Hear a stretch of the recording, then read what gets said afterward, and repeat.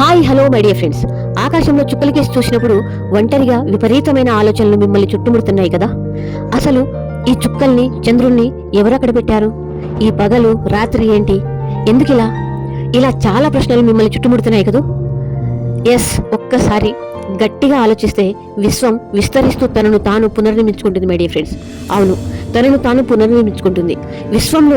విశ్వంతో మీరు మమేకమైనప్పుడు మీకోసం ప్రకృతిలో ఎన్నో మార్పులు జరుగుతాయి మై డియర్ ఫ్రెండ్స్.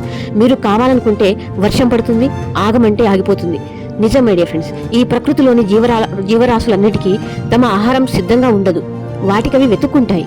వాటి ఆహారం ఎక్కడ ఉంటుందో మాత్రం తెలుసు.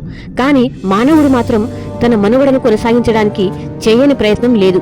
ఒక్కసారి మీలో ఉన్న అనంతమైన శక్తిని మేల్కొల్పి విశ్వంతో అనుసంధానమయ్యే ప్రక్రియను మొదలుపెట్టండి మై డియర్ ఫ్రెండ్స్. ముందుగా ఒక 20 నిమిషాలు ఎవరితో మాట్లాడకుండా మొబైల్ పక్కన పెట్టి ప్రయత్నం చేయండి. తర్వాత ఒకే స్థానాన్ని ఎన్నుకునే ప్రయత్నం చేయండి. మెల్లిగా కళ్ళు మూసుకొని భూమధ్యలో దృష్టి పెట్టండి. సింపుల్. మీరు విశ్వంతో అనుసంధానం చెందుతున్నారనే విషయాన్ని మీరు గట్టిగా గమనించండి మై డియర్ ఫ్రెండ్స్. గమనించి మీతో మీరు ఏ ప్రాబ్లం అయినా, ఏ సమస్యనైనా మీతో మీరు కళ్ళు మూసుకొని కొద్దిసేపు ధ్యానించండి. ఈ ప్రక్రియలో ఎన్నో అద్భుతాలు చోటు చేసుకుంటాయి మై డియర్ ఫ్రెండ్స్. మీ జీవితంలో అనేక మార్పులు మీరే చూస్తారు. 100%. ఇలాంటి జీవితం వేరు, ఇక ముందు జీవితం వేరు.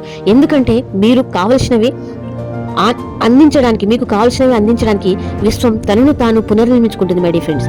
ఎంత చక్కని ప్రయత్నం. ఒక్కసారి ఈ అనుభవాన్ని చవి చూడండి. Thank you universe, thank you Guruji.